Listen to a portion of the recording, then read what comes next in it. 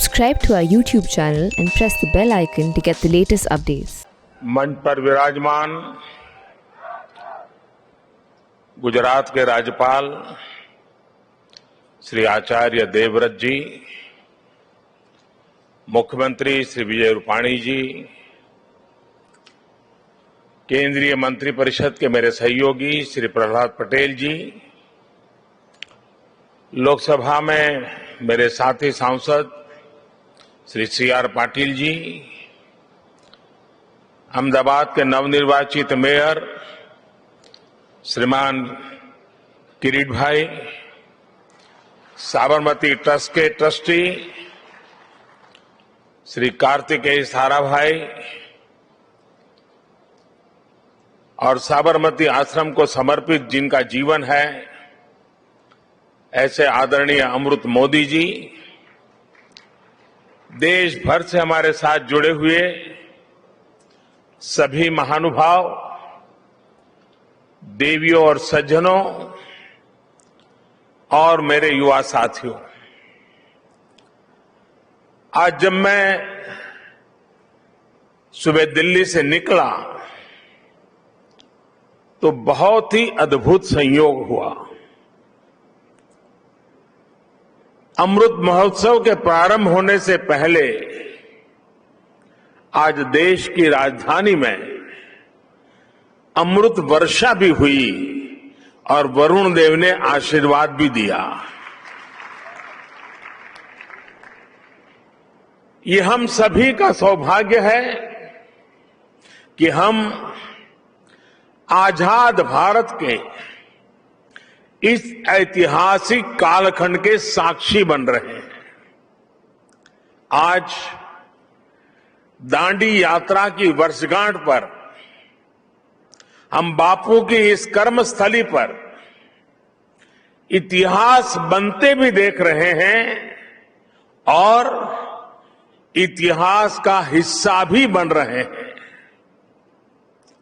आज आजादी के अमृत महोत्सव का प्रारंभ हो रहा है, पहला दिन है। अमृत महोत्सव 15 अगस्त 2022 से 75 सप्ताह पूर्व आज प्रारंभ हुआ है और 15 अगस्त 2023 तक चलेगा। हमारे यहां मान्यता है कि जब कभी ऐसा अवसर आता है तब सारे तीर्थों का एक साथ संगम हो जाता है। आज एक राष्ट्र के रूप में भारत के लिए भी ऐसा ही पवित्र अवसर है। आज हमारे स्वाधीनता संग्राम के कितने ही पुण्य तीर्थ, कितने ही पवित्र केंद्र साबरमती आश्रम से जुड़े रहे हैं। स्वाधीनता संग्राम की पराकाष्ठा को प्रणाम करने वाली अंडमान की सेल्यूलर जेल, अरुणाचल प्रदेश से एंग्लो इंडियन वॉर की गवाह केकर मॉर्निंग की भूमि, मुंबई का अगस्त क्रांति मैदान, पंजाब का जलियांवाला बाग, उत्तर प्रदेश का मेरठ, काकोरी और झांसी, देश भर में ऐसे कितने ही स्थान पर आज एक साथ इस अमृत महोत्सव का श्री गणेश हो रहा है। ऐसा लग रहा है जैसे आजादी के असंख्य संघर्ष, असंख्य बलिदानों का और असंख्य तपस्याओं की ऊर्जा पूरे भारत में एक साथ पुनर्जागृत हो रही है। मैं इस पुण्य अवसर पर बापू के चरणों में अपने श्रद्धा सुमन अर्पित करता हूं। मैं देश के स्वाधीनता संग्राम में अपने आप को आहूत करने वाले, देश को नेतृत्व देने वाली सभी महान विभूतियों के चरणों में आदरपूर्वक नमन करता हूं, उनका कोटि कोटि वंदन करता हूं। मैं उन सभी वीर जवानों को भी नमन करता हूं जिन्होंने आजादी के बाद भी राष्ट्र रक्षा की परंपरा को जीवित रखा, देश की रक्षा के लिए सर्वोच्च बलिदान दिए, शहीद हो गए। जिन पुण्य आत्माओं ने आजाद भारत के पुनर्निर्माण में प्रगति की एक एक ईंट रखी, 75 वर्ष में देश को यहां तक लाए, मैं उन सभी के चरणों में भी अपना प्रणाम करता हूं। साथियों, जब हम गुलामी के उस दौर की कल्पना करते हैं जहां करोड़ों करोड़ लोगों ने सदियों तक आजादी की एक सुबह का इंतजार किया, तब ये एहसास और बढ़ता है कि आजादी के 75 साल का अवसर कितना ऐतिहासिक है, कितना गौरवशाली है। इस पर्व में शाश्वत भारत की परंपरा भी है, स्वाधीनता संग्राम की परछाई भी है और आजाद भारत के गौरवान्वित करने वाली प्रगति भी है।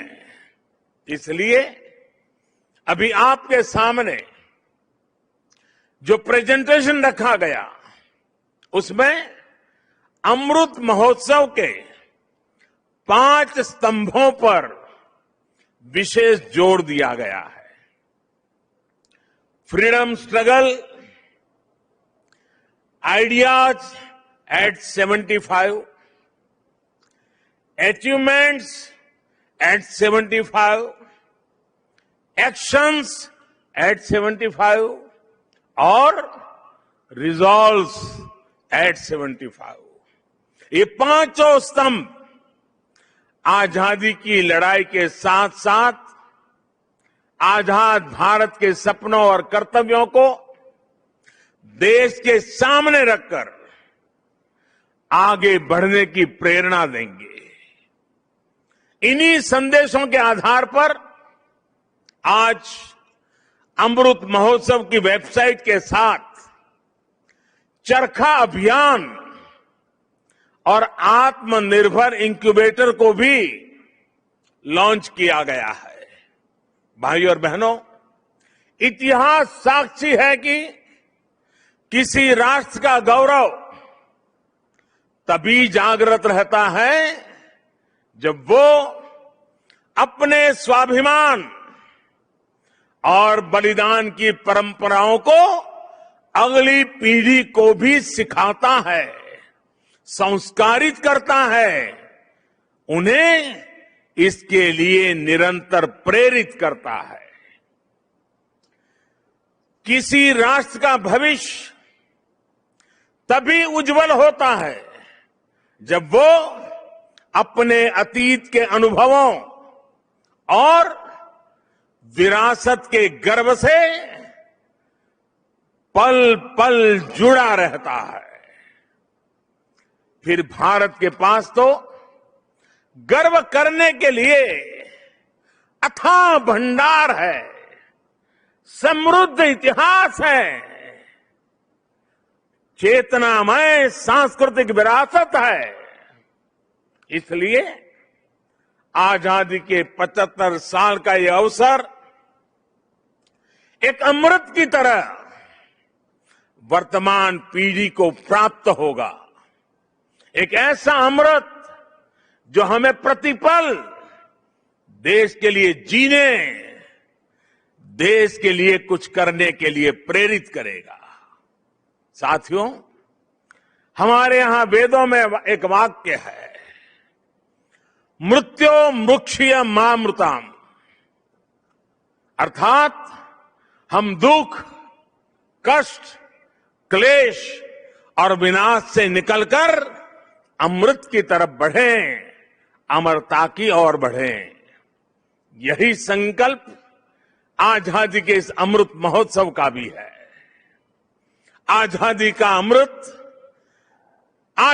अमृत महोत्सव यानी आजादी की ऊर्जा का अमृत। आजादी का अमृत महोत्सव यानी स्वाधीनता सेनानियों से प्रेरणाओं का अमृत। आजादी का अमृत महोत्सव यानी नए विचारों का अमृत, नए संकल्पों का अमृत। आजादी का अमृत महोत्सव यानी आत्मनिर्भरता का अमृत। और इसलिए ये महोत्सव राष्ट्र के जागरण का महोत्सव है। ये महोत्सव सुराज्य के सपने को पूरा करने का महोत्सव है। ये महोत्सव वैश्विक शांति का, विकास का महोत्सव है। साथियों, अमृत महोत्सव का शुभारंभ दांडी यात्रा के दिन हो रहा है। उस ऐतिहासिक क्षण को पुनर्जीवित करने के लिए एक यात्रा भी अभी शुरू होने जा रही है। यह अद्भुत संयोग है कि दांडी यात्रा का प्रभाव और संदेश भी वैसा ही है जो आज देश अमृत महोत्सव के माध्यम से लेकर आगे बढ़ रहा है। गांधी जी की इस एक यात्रा ने आजादी के संघर्ष को एक नई प्रेरणा के साथ जन जन से जोड़ दिया था। इस एक यात्रा ने अपनी आजादी को लेकर भारत के नजरिए को पूरी दुनिया तक पहुंचा दिया था। ऐसा ऐतिहासिक, और ऐसा इसलिए क्योंकि बापू की दांडी यात्रा में आजादी के आग्रह के साथ साथ भारत के स्वभाव और भारत के संस्कारों का भी समावेश था। हमारे यहां नमक को कभी उसकी कीमत से नहीं आंका गया। हमारे यहां नमक का मतलब है ईमानदारी। हमारे यहां नमक का मतलब है विश्वास। हमारे यहां नमक का मतलब है वफादारी। हम आज भी कहते हैं कि हमने देश का नमक खाया है। ऐसा इसलिए नहीं क्योंकि नमक कोई बहुत कीमती चीज है। ऐसा इसलिए क्योंकि नमक हमारे यहां श्रम और समानता का प्रतीक है। उस दौर में नमक भारत की आत्मनिर्भरता का एक प्रतीक था। अंग्रेजों ने भारत के मूल्यों के साथ साथ इस आत्मनिर्भरता पर भी चोट की। भारत के लोगों को इंग्लैंड से आने वाले नमक पर निर्भर हो जाना पड़े। गांधी जी ने देश के उस पुराने दर्द को समझा, जन जन से जुड़ी उस नब्ज को पकड़ा और देखते ही देखते ये आंदोलन हर एक भारतीय का आंदोलन बन गया, हर एक भारतीय का संकल्प बन गया। साथियों, इसी तरह आजादी की लड़ाई में अलग अलग संग्रामों, अलग अलग घटनाओं की भी अपनी प्रेरणाएं हैं, अपने संदेश हैं, जिन्हें आज का भारत आत्मसात कर आगे बढ़ सकता है। 1857 का स्वातंत्र संग्राम, महात्मा गांधी का विदेश से लौटना, देश को सत्याग्रह की ताकत फिर याद दिलाना, लोकमान्य तिलक का पूर्ण स्वराज का आह्वान, नेताजी सुभाष चंद्र बोस के नेतृत्व में आजाद हिंद फौज का दिल्ली मार्च, दिल्ली चलो, ये नारा आज भी हिंदुस्तान भूल नहीं सकता है। 1942 का अविस्मरणीय आंदोलन, अंग्रेजों भारत छोड़ो का वो उद्घोष, ऐसे कितने ही अनगिनत पड़ाव जिनसे हम प्रेरणा लेते हैं, ऊर्जा लेते हैं। ऐसे कितने ही हुतात्मा सेनानी हैं जिनके प्रति देश हर रोज अपनी कृतज्ञता व्यक्त करता है। 1857 की क्रांति के मंगल पांडे, तात्या टोपे जैसे वीर हों, अंग्रेजों की फौज के सामने निर्भीक गर्जना करने वाली रानी लक्ष्मीबाई हो, कित्तूर की रानी चेन्नम्मा हो, रानी गाइडिनल्यू हो, चंद्रशेखर आजाद, रामप्रसाद बिस्मिल, भगत सिंह, सुखदेव, राजगुरु, अत्फाउल्लाह खां, गुरुराम सिंह, टिट्टू जी, पोल रामास्वामी जैसे वीर हो, या फिर पंडित नेहरू, सरदार पटेल, बाबा साहब आंबेडकर, सुभाष चंद्र बोस, मौलाना आजाद, खान अब्दुल गफार खान, वीर सावरकर जैसे अनगिनत जननायक, ये सभी महान व्यक्तित्व आजादी के आंदोलन के पथदर्शक रहे हैं। आज इन्हीं के सपनों को भारत बनाने के लिए, उनके सपनों का भारत बनाने के लिए हम सामूहिक संकल्प ले रहे हैं, इनसे प्रेरणा ले रहे हैं। साथियों, हमारे स्वाधीनता संग्राम में ऐसे भी कितने आंदोलन हैं, कितने ही संघर्ष हैं जो देश के सामने उस रूप में नहीं आए जैसे आने चाहिए थे। ये एक एक संग्राम, संघर्ष अपने आप में भारत की असत्य के खिलाफ सत्य की सशक्त घोषणाएं हैं। एक एक संग्राम भारत के स्वाधीन स्वभाव के सबूत है। ये संग्राम इस बात का भी साक्षात प्रमाण है कि अन्याय, शोषण और हिंसा के खिलाफ भारत की जो चेतना राम के युग में थी, महाभारत के कुरुक्षेत्र में थी, हल्दी घाटी की रणभूमि में थी, शिवाजी के उद्घोष में थी, वही शाश्वत चेतना, वही अदम्य शौर्य भारत के हर क्षेत्र, हर वर्ग और हर समाज ने आजादी की लड़ाई में अपने भीतर प्रज्वलित करके रखा था। जननी जन्मभूमिश्च स्वर्गादपि करियसी, ये मंत्र आज भी हमें प्रेरणा देता है। आप देखिए हमारे इस इतिहास को, कोल आंदोलन हो या हो संघर्ष, खासी आंदोलन हो या संथाल क्रांति, कछोहा कछार नागा संघर्ष हो या कूका आंदोलन, भील आंदोलन हो या मुंडा क्रांति, सन्यासी आंदोलन हो या रमोसी संघर्ष, कित्तूर आंदोलन, त्रावणकोर आंदोलन, बारडोली सत्याग्रह, चंपारण सत्याग्रह, संबलपुर संघर्ष, चुआर संघर्ष, बुंदेल संघर्ष, ऐसे कितने ही संघर्ष और आंदोलनों ने देश के हर भूभाग को, हर कालखंड में आजादी की ज्योति से प्रज्वलित रखा। इस दौरान हमारी सिख गुरु परंपरा ने देश की संस्कृति, अपने रीति रिवाज की रक्षा के लिए हमें नई ऊर्जा दी, प्रेरणा दी, त्याग और बलिदान का रास्ता दिखाया। और इसका एक और अहम पक्ष है जो हमें बार बार याद करना चाहिए।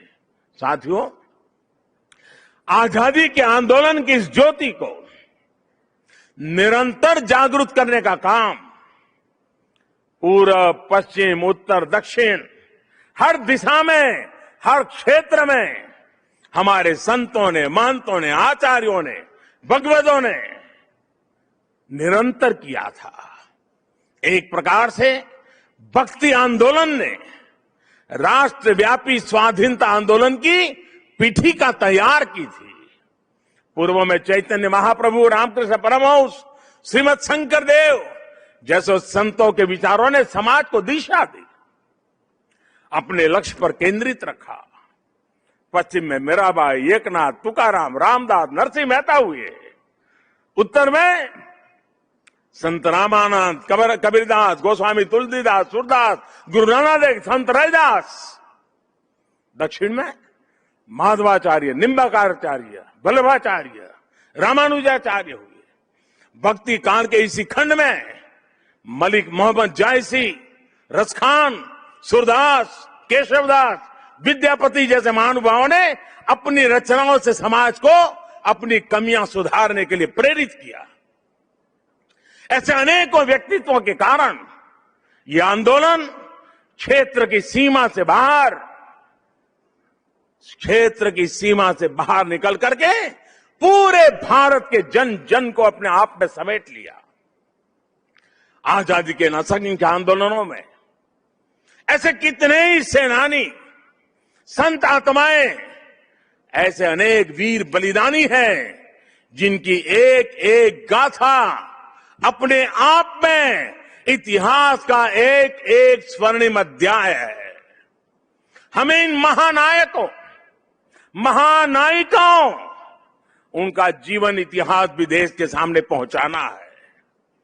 इन लोगों की जीवन गाथाएं, उनके जीवन का संघर्ष, हमारे स्वतंत्रता आंदोलन के उतार चढ़ाव, कभी सफलता कभी असफलता, हमारी आज की पीढ़ी को जीवन का हर पाठ सिखाएगी। एकजुटता क्या होती है, लक्ष्य को पाने की जिद क्या होती है, जीवन का हर रंग वो और बेहतर तरीके से समझेंगे। भाई और बहनों, आपको याद होगा इसी भूमि के वीर सपूत श्यामजी कृष्ण वर्मा अंग्रेजों की धरती पर रहकर उनकी नाक के नीचे जीवन की आखिरी सांस तक आजादी के लिए संघर्ष करते रहे। लेकिन उनकी अस्थियां 7 दशकों तक इंतजार करती रहीं कि कब उन्हें भारत माता की गोद नसीब होगी। आखिरकार 2003 में विदेश से श्यामजी कृष्ण वर्मा की अस्थियां मैं अपने कंधे पर उठा करके ले आया था। ऐसे कितने ही सेनानी हैं, देश पर अपना सब कुछ समर्पित कर देने वाले लोग हैं।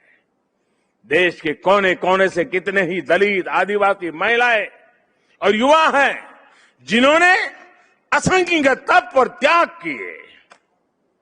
याद करिए तमिलनाडु के 32 वर्षीय नौजवान कोडिकात कुमरन, उनको याद कीजिए। अंग्रेजों ने उस नौजवान को सिर में गोली मार दी, लेकिन उन्होंने मरते हुए भी देश के झंडे को जमीन में नहीं गिरने दिया।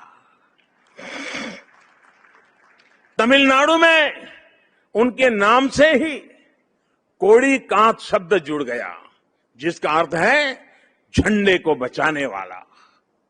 तमिलनाडु की ही वेलु नाचियार वो पहली महारानी थी जिन्होंने अंग्रेजी हुकूमत के खिलाफ लड़ाई लड़ी थी। इसी तरह हमारे देश के आदिवासी समाज ने अपनी वीरता और पराक्रम से लगातार विदेशी हुकूमत को घुटनों पर लाने का काम किया। झारखंड में भगवान बिरसा मुंडा, उन्होंने अंग्रेजों को चुनौती दी थी। तो मुर्मू भाइयों ने संथाल आंदोलन का नेतृत्व किया था।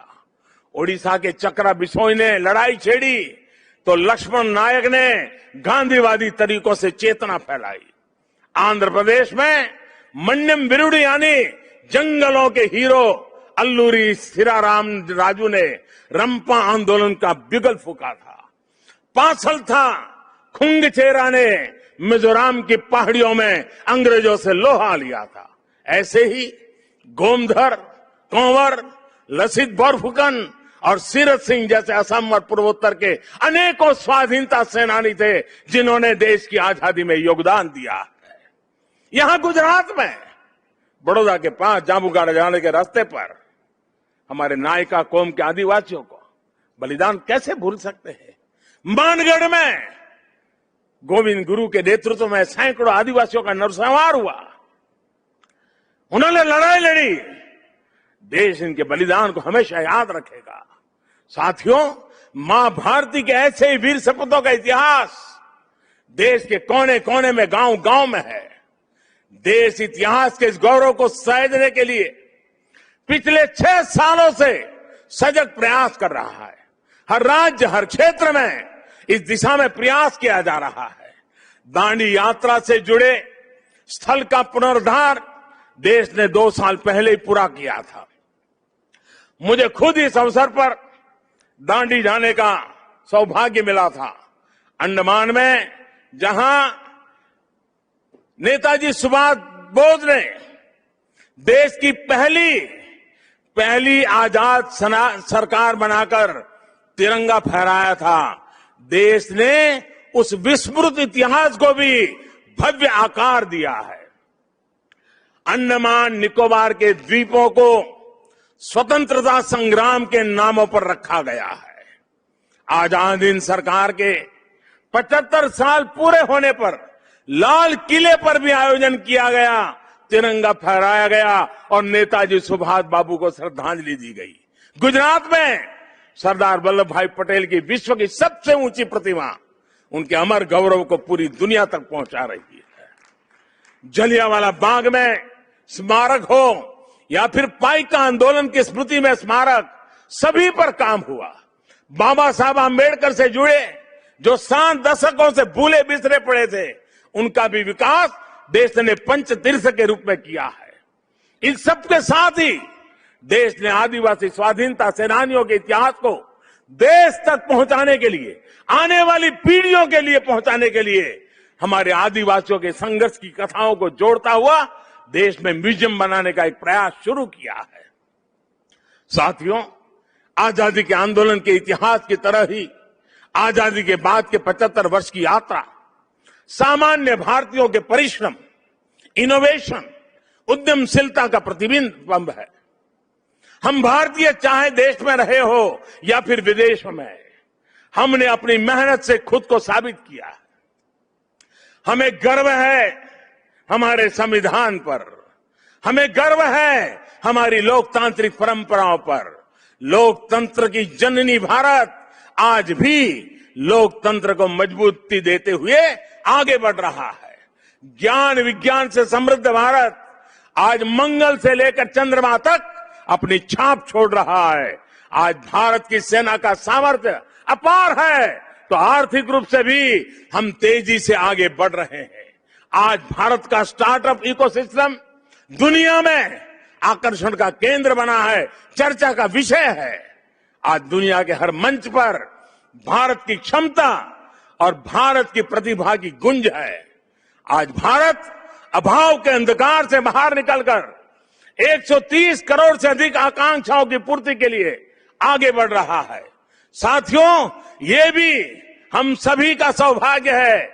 आजाद भारत के 75 साल और नेताजी सुभाष चंद्र बोस की जन्म जयंती के 125 वर्ष हम साथ साथ मना रहे हैं। ये संगम सिर्फ तिथियों का ही नहीं, बल्कि अतीत और भविष्य के भारत के विजन का भी अद्भुत मेल है। नेताजी सुभाष चंद्र बोस ने कहा था कि भारत की आजादी की लड़ाई सिर्फ ब्रिटिश साम्राज्यवाद के विरुद्ध नहीं है, बल्कि वैश्विक साम्राज्यवाद के विरुद्ध है। नेताजी ने भारत की आजादी को पूरी मानवता के लिए जरूरी बताया था। समय के साथ नेताजी की ये बात सही सिद्ध हुई। भारत आजाद हुआ तो दुनिया में दूसरे देशों में भी स्वतंत्रता की आवाजें बुलंद हुई और बहुत ही कम समय में साम्राज्यवाद का दायरा सिमट गया। और साथियों, आज भी भारत की उपलब्धियां आज सिर्फ हमारी अपनी नहीं है, बल्कि ये पूरी दुनिया को रोशनी दिखाने वाली है, पूरी मानवता को उम्मीद जगाने वाली है। भारत की आत्मनिर्भरता से ओतप्रोत हमारी विकास यात्रा पूरी दुनिया की विकास यात्रा को गति देने वाली है। कोरोना काल में ये हमारे सामने प्रत्यक्ष सिद्ध भी हो रहा है। मानवता को महामारी के संकट से बाहर निकालने में, वैक्सीन निर्माण में भारत की आत्मनिर्भरता का आज पूरी दुनिया को लाभ मिल रहा है। आज भारत के पास वैक्सीन का सामर्थ्य है तो वसुधैव कुटुंबकम के भाव से हम सबके दुख दूर करने में काम आ रहे हैं। हमने दुख किसी को नहीं दिया, लेकिन दूसरों का दुख कम करने में खुद को खपा रहे हैं। यही भारत का आदर्श है, यही भारत का शाश्वत दर्शन है, यही आत्मनिर्भर भारत का भी तत्व ज्ञान है। आज दुनिया के देश भारत का धन्यवाद कर रहे हैं, भारत में भरोसा कर रहे हैं। यही नए भारत के सूर्योदय की पहली छटा है, यही हमारे भव्य भविष्य की पहली आभा है। साथियों, गीता में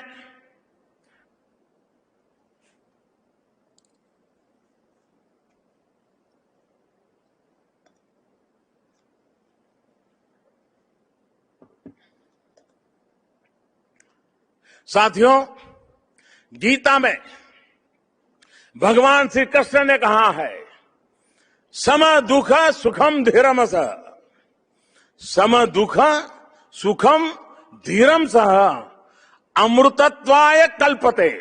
अर्थात जो सुख दुख आराम चुनौतियों के बीच भी धैर्य के साथ अटल अड़िग और सम रहता है, वही अमृत को प्राप्त करता है, अमरत्व को प्राप्त करता है। अमृत महोत्सव से भारत के उज्जवल भविष्य का अमृत प्राप्त करने के हमारे मार्ग में यही मंत्र हमारी प्रेरणा है। आइए हम सब दृढ़ संकल्प होकर इस राष्ट्र यज्ञ में अपनी भूमिका निभाएं। साथियों, आजादी के अमृत महोत्सव के दौरान देशवासियों के सुझावों से, उनके मौलिक विचारों से अनगिनत असंख्य आइडिया निकलेंगे। कुछ बातें अभी जब मैं आ रहा था तो मेरे मन में भी चल रही थी। जन भागीदारी, जन सामान्य को जोड़ना। देश का कोई नागरिक ऐसा न हो कि इस अमृत महोत्सव का हिस्सा न हो। अब जैसे मान लीजिए हम छोटा सा एक उदाहरण दें। अब सभी स्कूल कॉलेज आजादी से जुड़ी हुई 75 घटनाओं का संकलन करें।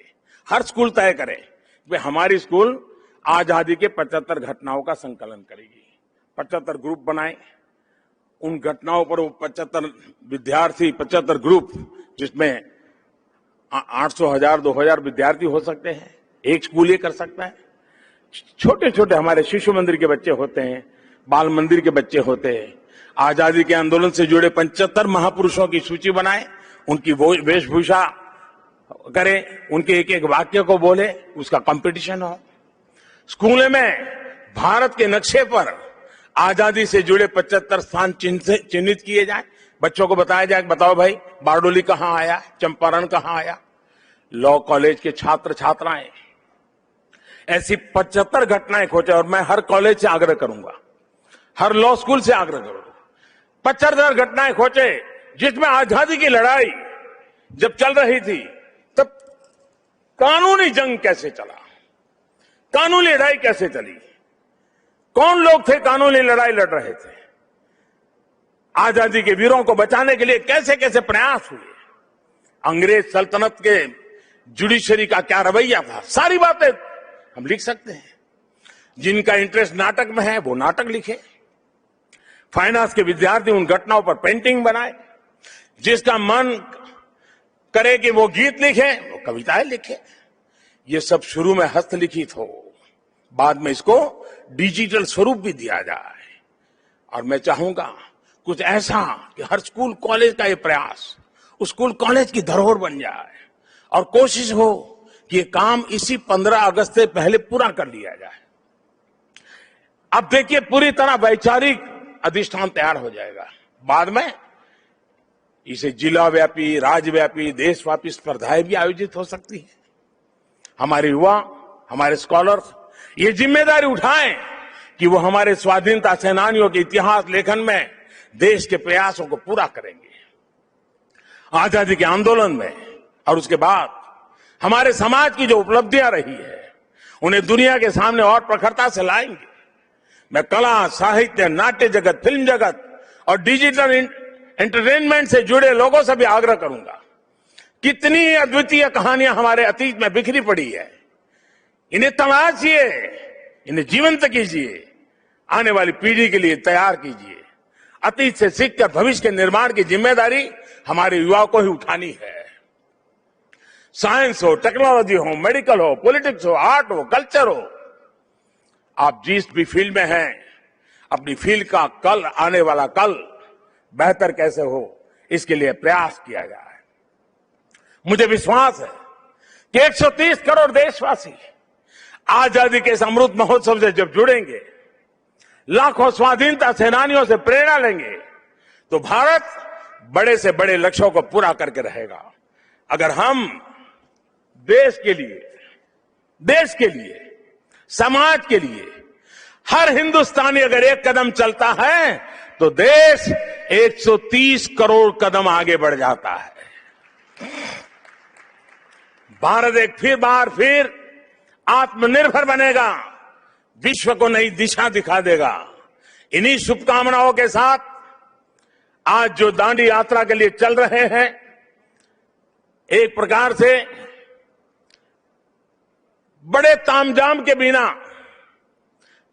छोटे स्वरूप में आज उसका प्रारंभ हो रहा है, लेकिन आगे चलते चलते चलते जैसे दिन बीतते जाएंगे, हम 15 अगस्त के निकट पहुंचेंगे। ये एक प्रकार से पूरे हिंदुस्तान को अपने में समेट लेगा, ऐसा बड़ा महोत्सव बन जाएगा, ऐसा मुझे विश्वास है। हर नागरिक का संकल्प होगा, हर संस्था का संकल्प होगा, हर संगठन का संकल्प होगा, देश को आगे ले जाने का, आजादी के दीवानों को श्रद्धांजलि देने का यही रास्ता होगा। मैं इन्हीं कामना के साथ, इन्हीं शुभकामनाओं के साथ मैं फिर एक बार आप सबको बहुत बहुत धन्यवाद देता हूं। मेरे साथ बोलेंगे भारत माता की, भारत माता की, भारत माता की, भारत माता की। वंदे वंदे वंदे वंदे। जय हिंद।